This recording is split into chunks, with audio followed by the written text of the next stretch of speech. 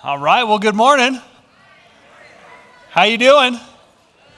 Good. Well, it was a great weekend. We are so pumped because that song that we just sang, now you guys are like super lucky because you already know that song because you've been here.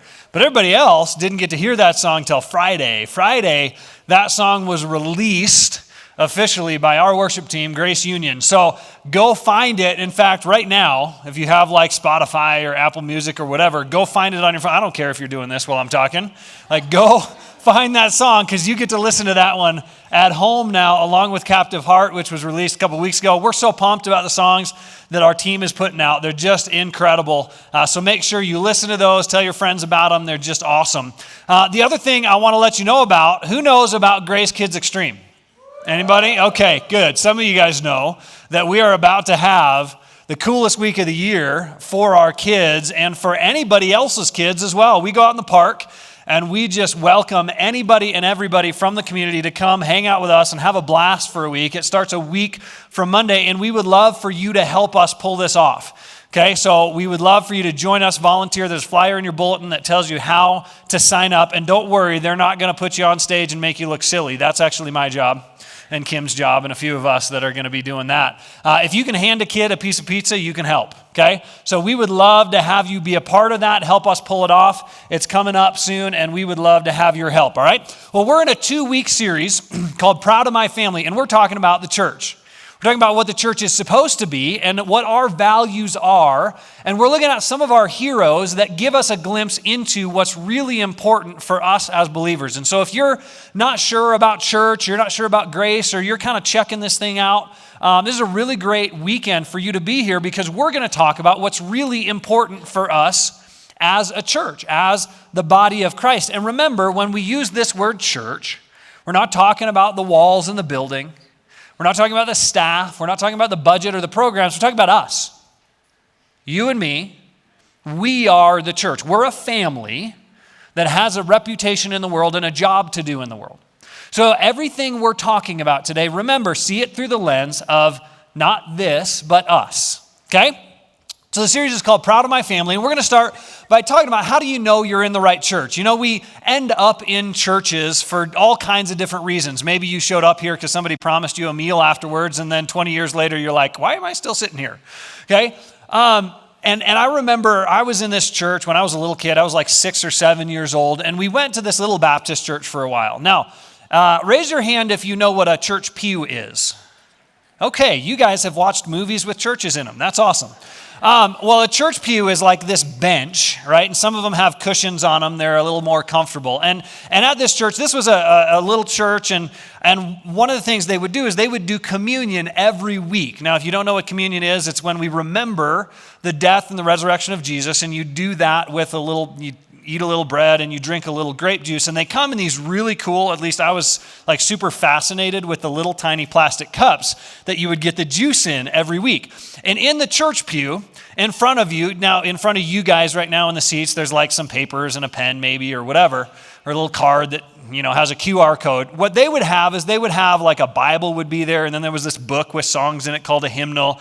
And then there would be 3 little holes, and they were just the perfect size for those little tiny cups, right? And so what you would do is you would take communion and you put your little cup in the thing, and then I think what was supposed to happen is the magical church fairies would come and collect those and throw them away afterwards, whoever it was that did that after the service. What really happened is that me and my friends who were thought those cups were the coolest thing in the world and they were free, is we would crawl under all the church pews and collect those. Now, here's how scummy I was as a kid. I did not rinse them out. There was a little bit of grape juice left in all of them because you could never get all of it. So we just stack them, and they would be stuck together because of the sugar and the grape juice. And I kid you not, I had 3 or 4 stacks, floor to ceiling, in my closet of these. I don't know how I managed not to get some sort of gross infestation in my house because of this, but that for me was church. That's why I was there, to collect awesome souvenir cups. So I hope your reasons for being here are a little better than mine were when I was 7 years old. So we're going to actually talk first about what questions should you ask when you're asking the question, am I at the right church? So maybe you've been here at Grace for a long time, and this is a good exercise for you to go, hey, is this why I'm still here? Or maybe you're not sure about church and you haven't chosen one yet, or you're visiting or something like that. These are good questions for you to ask when you're thinking about what kind of community you want to be a part of. So we're going to start in Acts chapter 2. And in Acts chapter 2, we're only about 6 weeks after Jesus died and was raised from the dead. Okay, so this is very, very early on.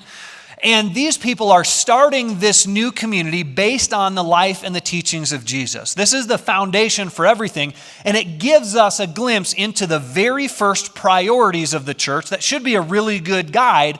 We're not going to do things externally the exact same way that they did. We don't have a temple to go to, for example, for our worship services.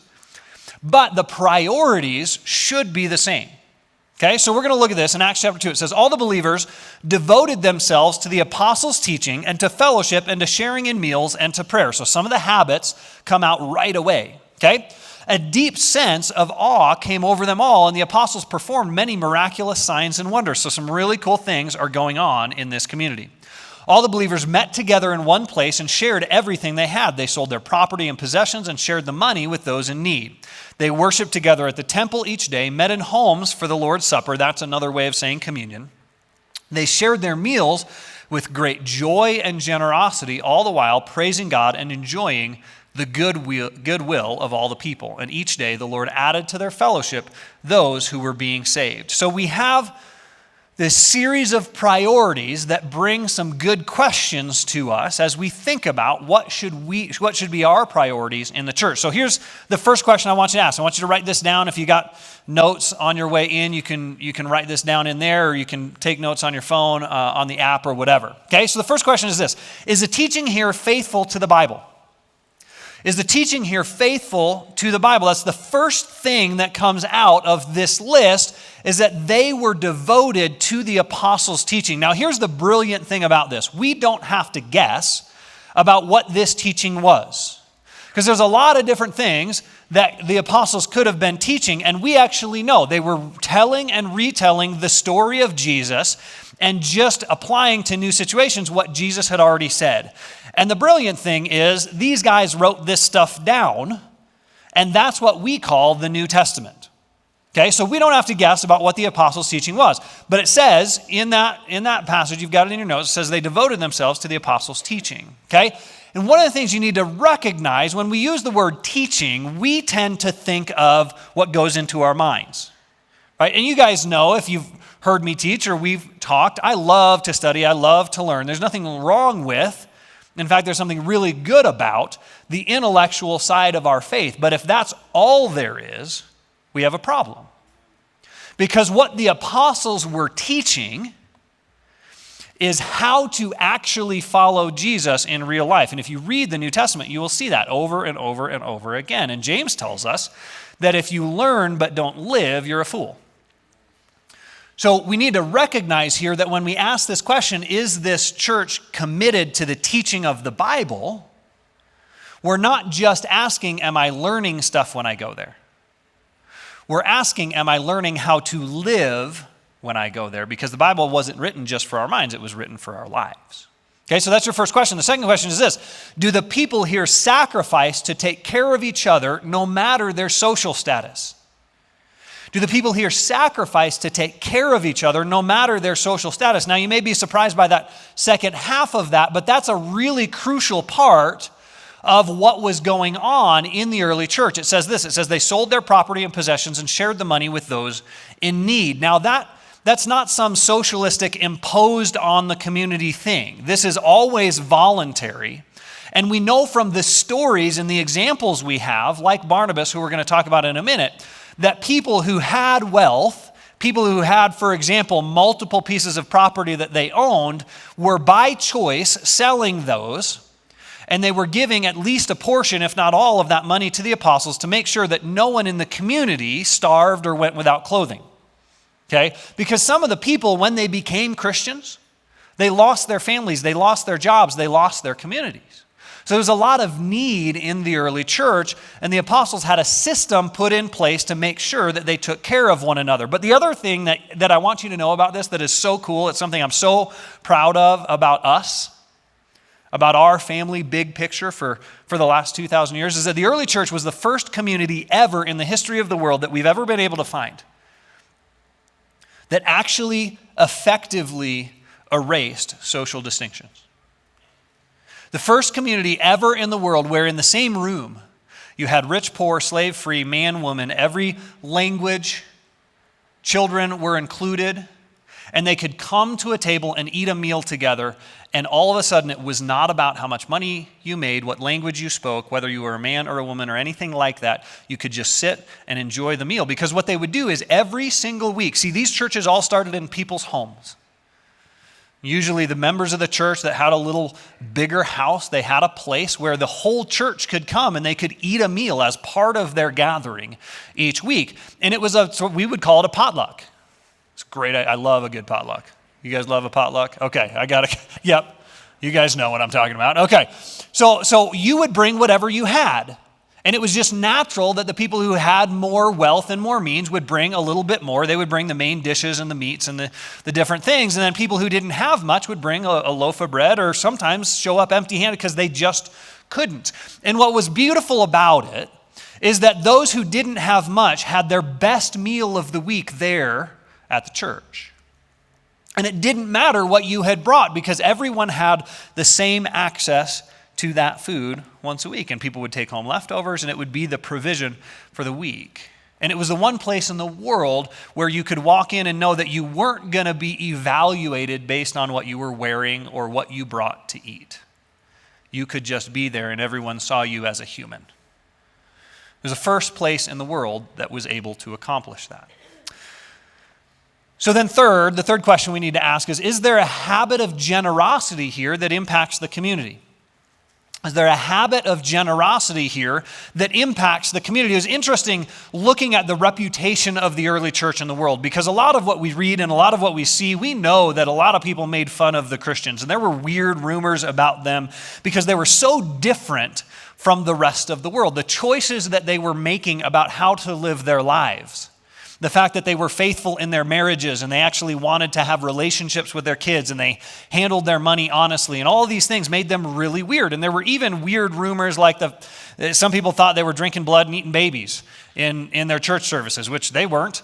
But there were these strange rumors. But the other thing that we see is that even despite that, they were respected.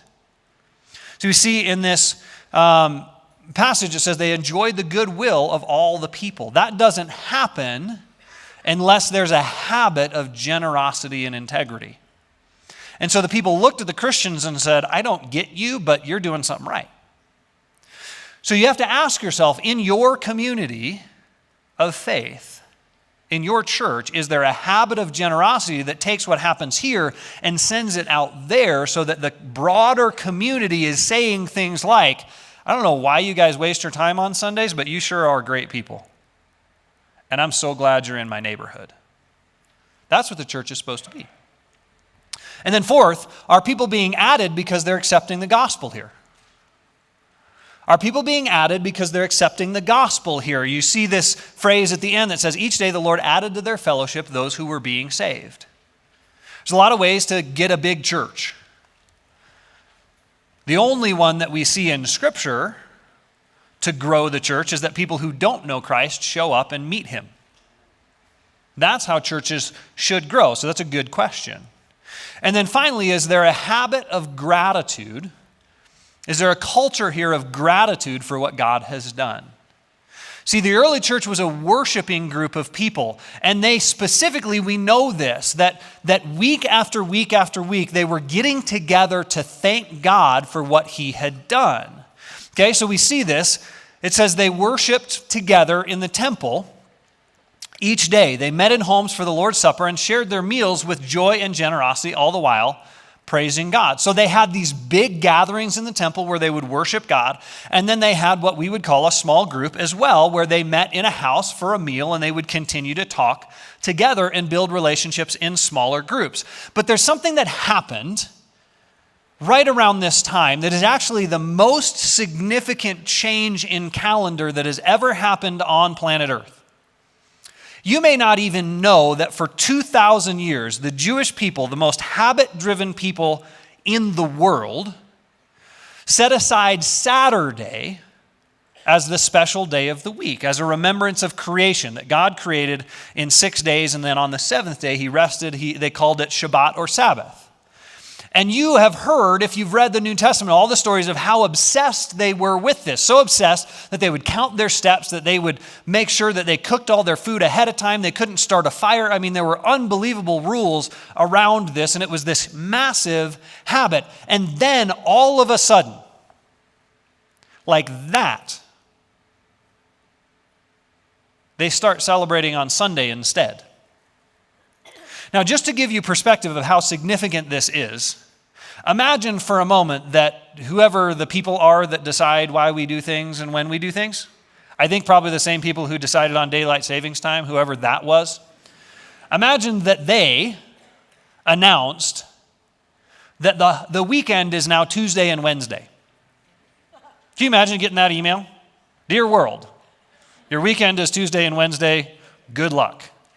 Right? Like, what would it take to make a change like that? Well, I can think of one thing. I think if a really famous guy was killed and then came back to life, that might do it. Right? And what they were doing, the most habit-driven people in history decided to not only change their definition of the word God. Okay, this is a big deal, guys. The most religious people in history changed their definition of the word God. And the most habit-driven people in history changed their most important habit. Why? Because Jesus died and was risen from the dead. And so they decided now that rather than remembering creation, they were going to remember the resurrection of Jesus. That was what the week was going to revolve around, was a celebration of the fact that the guy who came to rescue us conquered death, and we don't need to be afraid anymore of dying. And that's going to have some huge consequences we're going to see in a little bit. So ask yourself, is the community that I am a part of, is my church the kind of place where every time I show up, I am reminded that Jesus conquered death? But here's the most important question. See, it's not about the programs that your staff gives to you. It's actually about you. The more important question is, what am I doing personally to bring these 5 priorities to the place that I serve, to my small group, and to my family? Because if you don't see it here, I would guess if you look around, you're going to see all 5 of these things here, at least an attempt to do this the best we can. But if you don't see it in your context, your job is not to go, well, somebody's failing. Your job is to go, hey, what do I need to do to make sure that this happens here? Because this is what God says the church is supposed to be doing, and that's me. So we talked last week about 4 of our big brothers and sisters in the Old Testament, 4 examples, 4 of our heroes that we can emulate. This week we're going to jump into the New Testament. We're going to ask this question: what would it look like to become like those people? And so I want to have you write these things down as we examine these 4 stories. Okay, I start to look like my big brothers and sisters when I first commit myself to the growth of others one person at a time. When I commit myself to the growth of others one person at a time. I don't know if you have anyone in your life who's kind of a one person at a time kind of person. If you do, you're lucky. These are great people to have in your life. But Barnabas is a guy in the New Testament who not a lot of us know a ton about. He's kind of in the background of the New Testament. But Barnabas was a pretty wealthy man. In fact, he's one of the people that we see selling some property and giving it to the apostles to take care of the needy in the early church. But he came from a wealthy family, and he has this cousin named John Mark, or you may have heard of him just called Mark. Okay? And so within this wealthy family, we see this interesting sort of process play out with Mark. And when Mark was not one of the original disciples, he wasn't with Jesus and the disciples during the main part of Jesus' ministry. But when we get to the end, we see Mark start showing up. And so what we can kind of get out of this story is that he becomes curious about what's going on with Jesus. And it may be, we don't know this for sure, but it may be that the Last Supper where Jesus instituted communion the night before he died was at Mark's parents' house. And so one way or another, what we do know is that by the time Jesus and the disciples go out to the Garden of Gethsemane where Jesus was arrested, Mark is there. And he's kind of watching from the outskirts. He's curious about what's going on because he just wants to sort of be involved and he wants to know what the deal is. And when Jesus gets arrested, Mark, like everyone else, sort of freaks out. And he tries to run away, and one of the soldiers grabs his clothing. And Mark is so freaked out that he just takes it off and runs off naked. Okay, so this is our first introduction to who this guy is. But if we fast forward through the death and resurrection of Jesus and then through Acts 2, we end up in this situation where this guy, Paul, who is kind of important, has become a Christian. And now the church is going to send out Barnabas. And remember, Mark and Barnabas are cousins, right? So the church is going to send out Barnabas, and they ask him to take Paul with him. And you know probably as well as I do that it started out Barnabas and Paul, and pretty soon it becomes Paul and Barnabas because of who Paul was. Okay, but they're going to go out and they're going to go start churches. And Barnabas wants to take his cousin along. And Mark is still in this place where he wants the adventure. He's excited about going on a boat and seeing the world, right? He doesn't realize that the adventure is actually going to be people dragging me out of a city and throwing rocks at me trying to kill me. It's a different sort of adventure, the kind that Paul really enjoys, but not many other people do, okay? And so what happens is when things go south on this journey, Mark runs off. Thankfully, he takes his clothes with him this time, but he runs off and he goes home, because he's scared of what's happening. Okay? Now, if we fast forward to Acts chapter 15, Paul and Barnabas are getting ready to go back out to revisit these churches and to see how it's going. Okay? And that's where we're going to pick up this story. It says, after some time, Paul said to Barnabas, let's go back and visit each city where we previously preached the word of the Lord to see how the new believers are doing. Barnabas agreed and wanted to take along John Mark. So you can imagine Paul sitting there at the dock getting ready to get loaded on the ship. And here comes Barnabas with his backpack and his cousin. And Paul looks at him and goes, you're kidding, right? There is no way that kid is coming with us. And it says Paul disagreed strongly since John Mark had deserted them in Pamphylia and not continued with them in their work. Their disagreement was so sharp that they separated. So Barnabas took John Mark with him and sailed for Cyprus. So they end up parting ways, which is the unfortunate part of this story. But what we see is that Paul is the kind of guy who looks at the world and goes, listen, I got too much to do, and I can't waste my time on somebody who's going to leave me high and dry again. And I don't necessarily disagree with Paul on this. We need Paul. If we don't have Paul, we miss out on an awful lot. If nothing else, we miss out on half the New Testament. Okay, so Paul's not necessarily wrong to say, sorry, I don't have time. But what we see in Barnabas is a guy who's willing to say, you know what, bud, I know you messed up. I know you got scared. I know you're pretty immature. I know that it didn't go well last time, but I actually think you still have something to offer the world.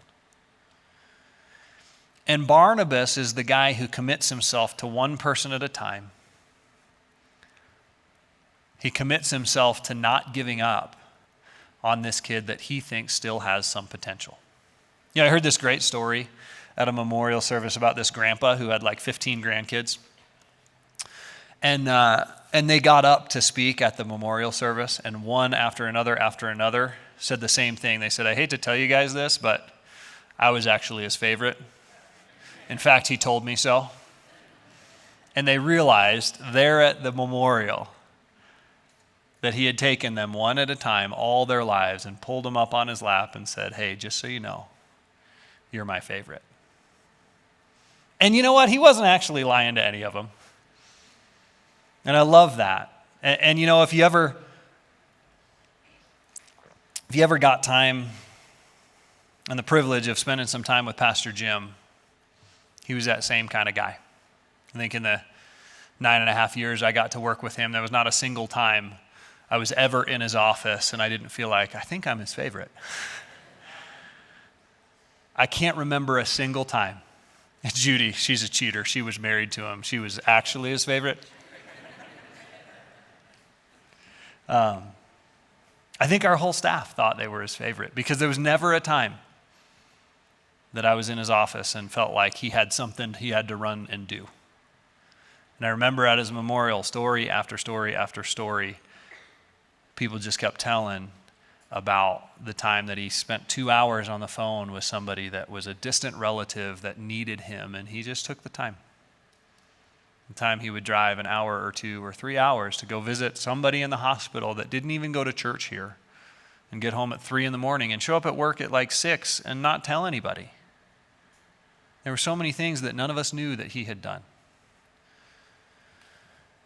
And so I got to ask you this question, and you got to ask yourself this question as we think about what it would look like to be this kind of a person. Who needs me not to quit on them right now?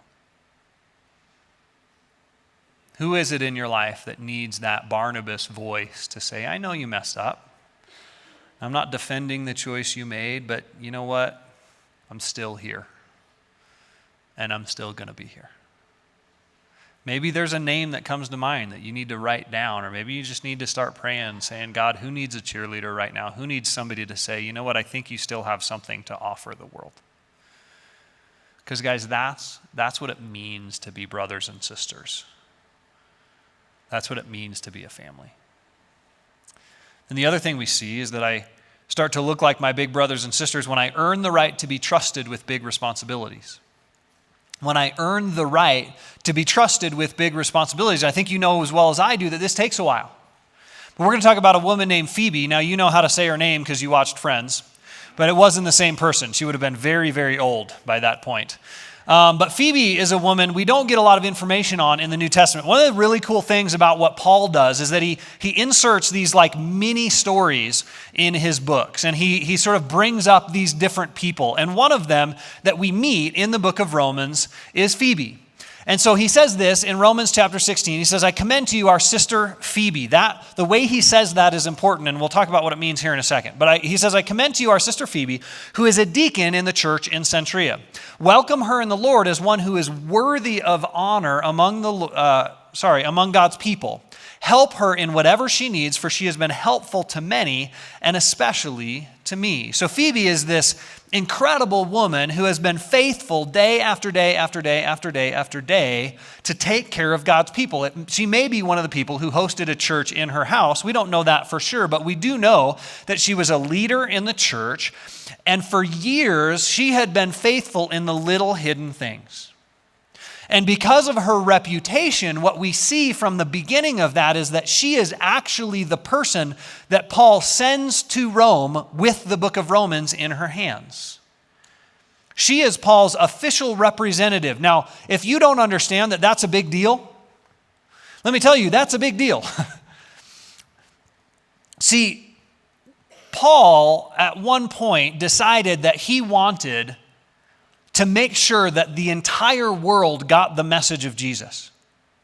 And he wanted to write just one book that would have the whole thing in it. And so he sat down and he said, I'm not gonna build it based on a situation. I'm not gonna react to anything. I'm just gonna say, hey, if I could write one book, this would be it. And it was the book of Romans. He considered it the most important words he ever wrote. And he sent it to Rome because he knew that if it got to Rome, it would get everywhere else. So what kind of person gets trusted to bring the most important words Paul ever wrote to the most important city he ever wrote a letter to? Phoebe.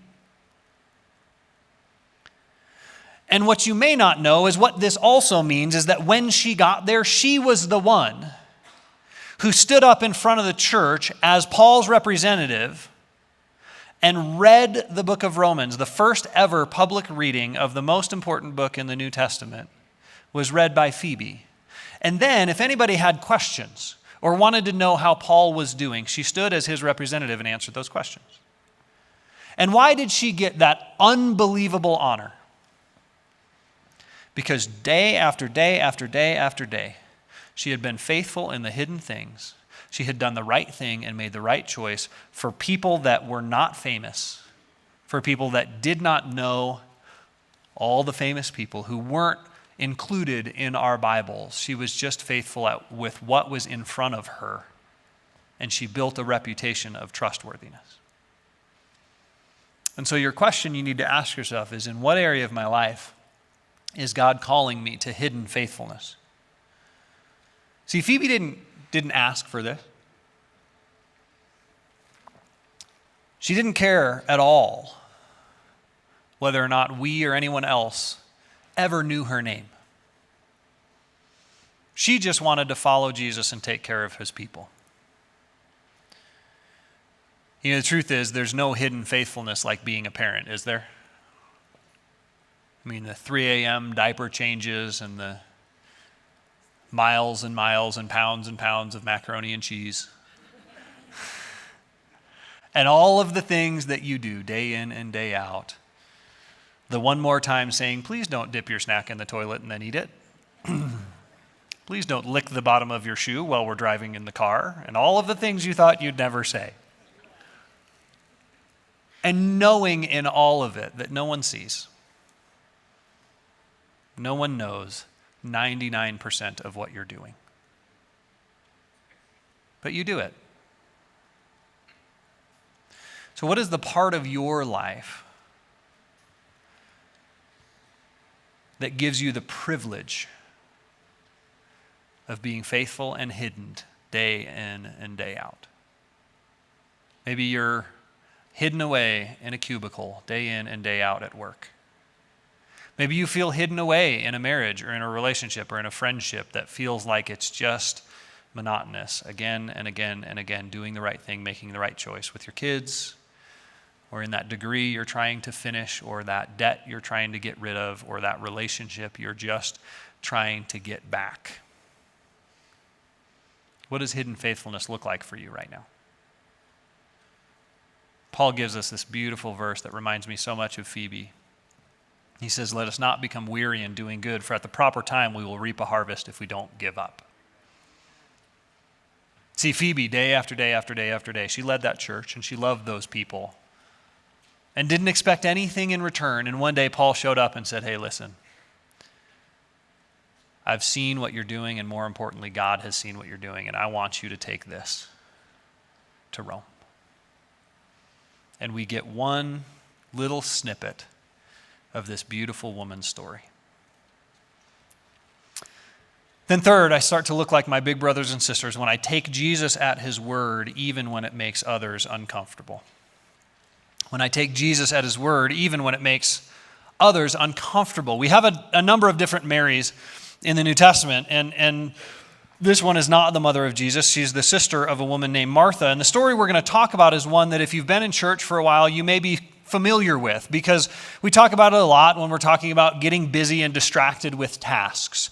And in this story, we have Martha, who's busy with the dishes and making the food, and Mary, who's sitting with Jesus. And one of the things we say a lot of times is that Mary has chosen the better thing because she's chosen Jesus over her to-do list. And it's not that that's unimportant, but really, if you understand the context of the story, the reality is that what's going on is something actually very different from that. See, what you need to know before we read this is that this is a world where no culture educated women. In fact, if you read the Greek and the Roman writers, you'll see that they were even more brutal than the Jewish culture was to their women. A Greek wife of a rich man stayed in her house all the time. She didn't even go to the street. And it wasn't like she had this great marriage with a great relationship with her husband. He never even talked to her. She had her own wing of the house where she had to stay. She was a trophy piece for him that he would show off at parties. And he was sleeping with anything he wanted to. So understand that in this world, no one educated women.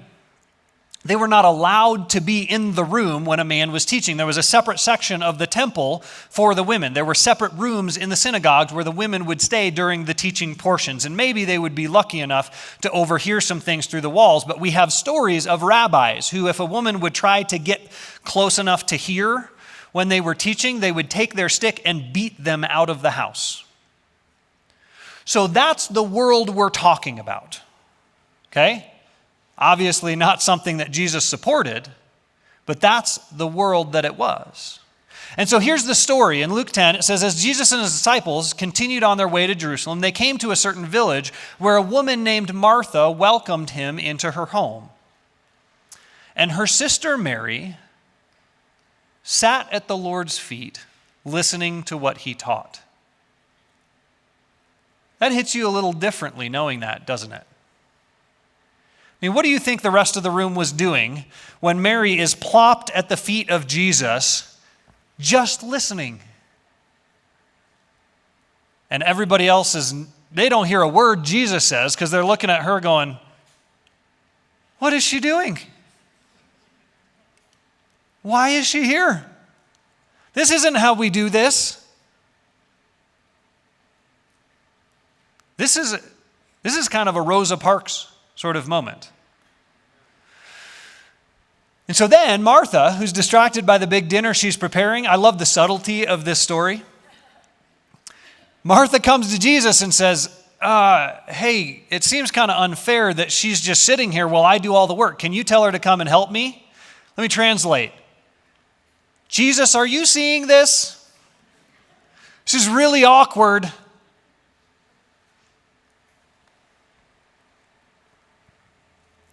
And then Jesus gives his beautiful response. The Lord said to her, my dear Martha, you're worried and upset over all these details. There's only one thing worth being concerned about, and Mary has discovered it, and it will not be taken away from her. No, Martha, she's good. She doesn't care what they think, and I don't either. And if we're the only two who get it, that's fine.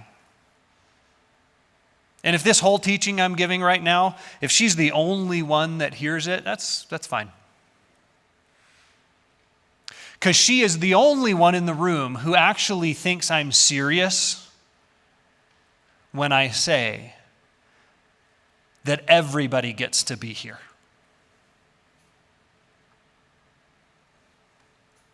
See, that's what the church is. The church is a place where everybody gets a seat.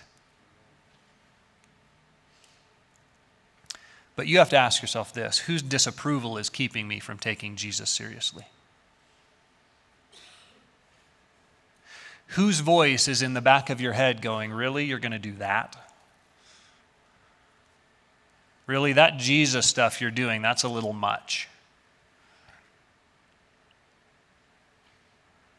Whose voice is that?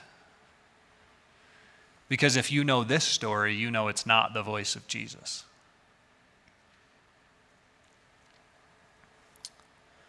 And then fourth, I start to look like my big brothers and sisters when I pour out my life for people who will never be able to pay me back. When I pour out my life for people who will never be able to pay me back. You see that first name, you're probably like, I have no clue how to pronounce that. That name is Epaphroditus. And then we have this group of people that Epaphroditus gives us a little window into that called themselves the gamblers. But Epaphroditus is another one of these people that Paul sort of throws into the middle of one of his books to just give us a glimpse into this guy's life. And what we can gather from the description of him is that Epaphroditus was a messenger that sort of went back and forth from Paul to the church in a city called Philippi.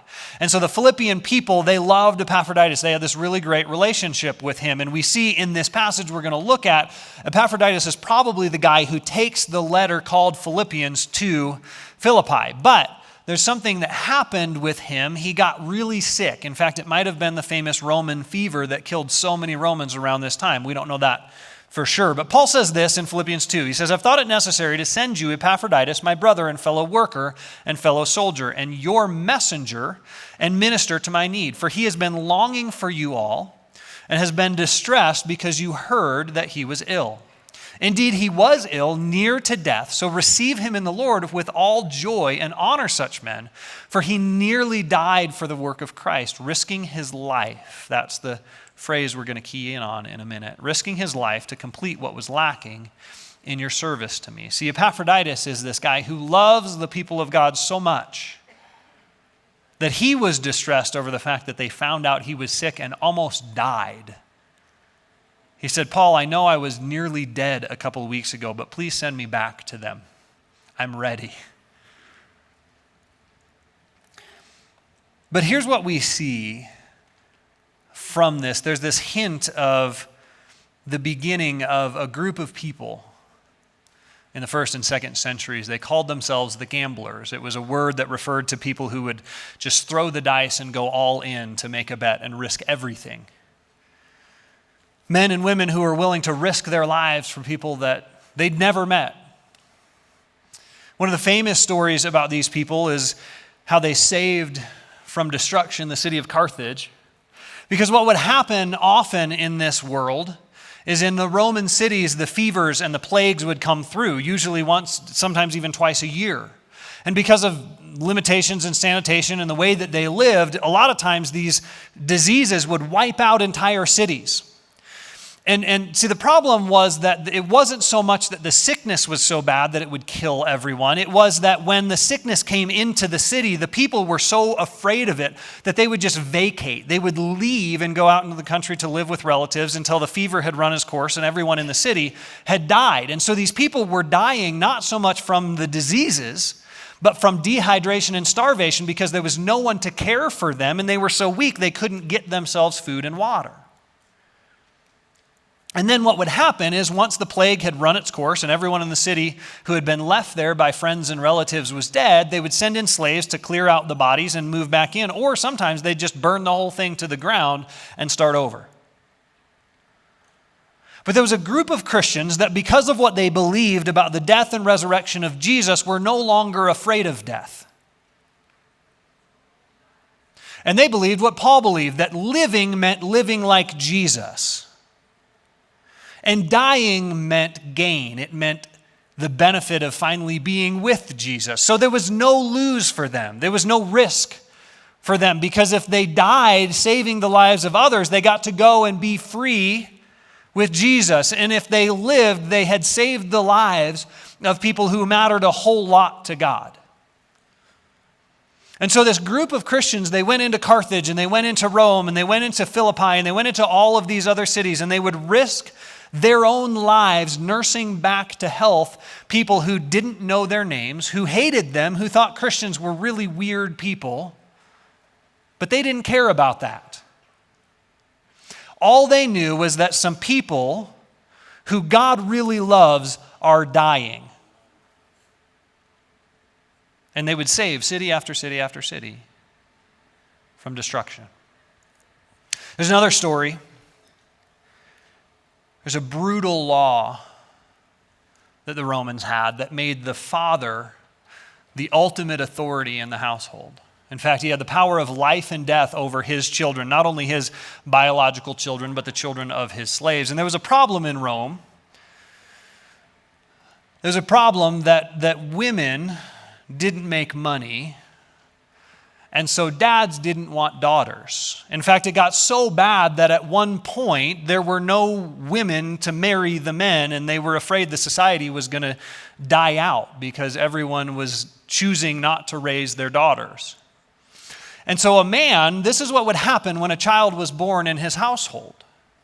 They would bring the infant to him and present it to him. And if he took the child in his arms and gave it a name, he had adopted that child into his household and taken his responsibility to care for it, and that child would live.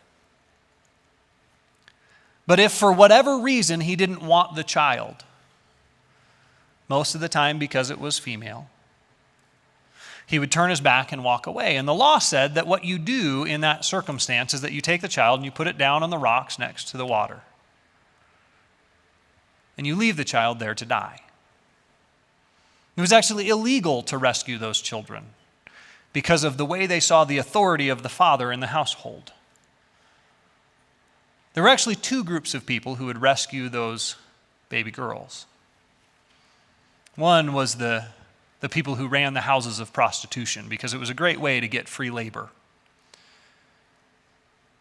The other group that would rescue those babies was the Christians, who would risk their lives and their freedom to go down to the rivers and the seas every day and pick up those babies and raise them as their own, which is just one of the reasons why the early church was so overwhelmingly female.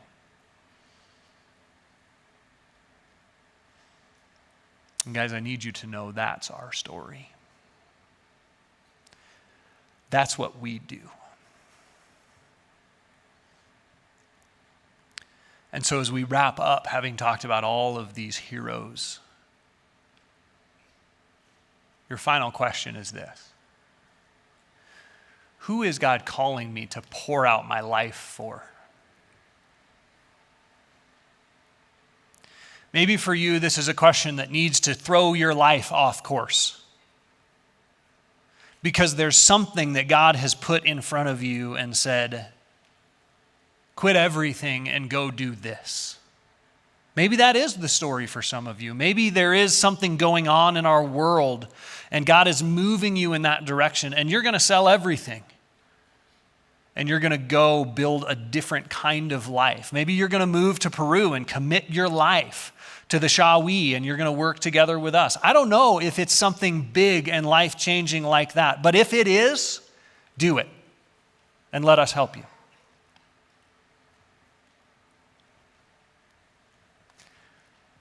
But maybe for you, the answer to this question, who is it that God is calling you to pour out your life for? Maybe the answer to that is living in your house right now.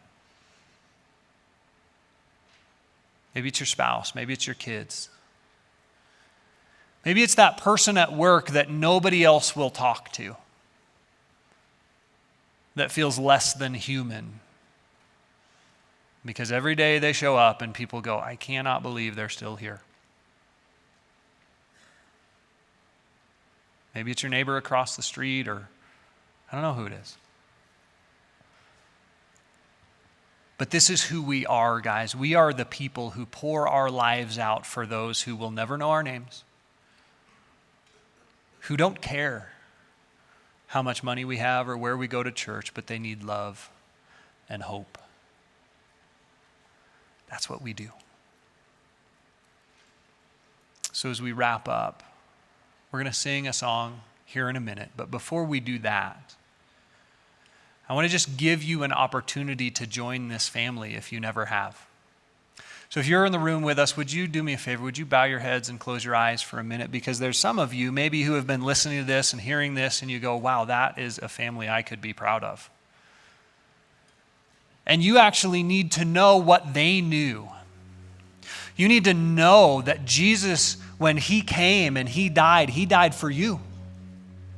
And when he hung on that cross, he said, I give you this as a gift. Eternal life is a gift for you, and all you need to do to get it is to say, I believe that Jesus died for me, and I receive that gift of salvation. And when you do that, you get to live that way that they lived, where you don't fear death. You can say, Jesus, if I live, I'm going to live the best I can the way that you did. And if I die, I get to be with you, and that's even better. And so if you've never made that decision, you've never received that gift of salvation, right now you can do that. You can say, God, I know I'm a sinner, I've done things wrong, but I believe that Jesus died for me. And I receive right now the free gift of salvation, knowing when I do that, I get the promise of heaven and this incredible new family thrown in along with it. And so if that made sense to you and you're placing your faith in Jesus, I'm going to ask you in just a minute. I'm not going to embarrass you. Heads are bowed and eyes are closed. But in just a minute, I'm going to ask you to raise your hand just so that I can pray for you when we close. So if that's you, you're here in the room and that made sense, and today you're placing your faith in Jesus, would you just slip up your hand and put it right back down? Thank you. Thank you. Thank you. And if you're here in the room or you're watching online, we would love to help you if you made that decision today. So I'm going to give you the number to the church. The number is 720-895-9000.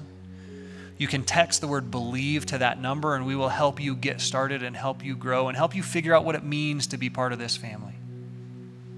But I'm going to pray before we sing for all of us. God, I'm so grateful for the privilege of being invited into your family.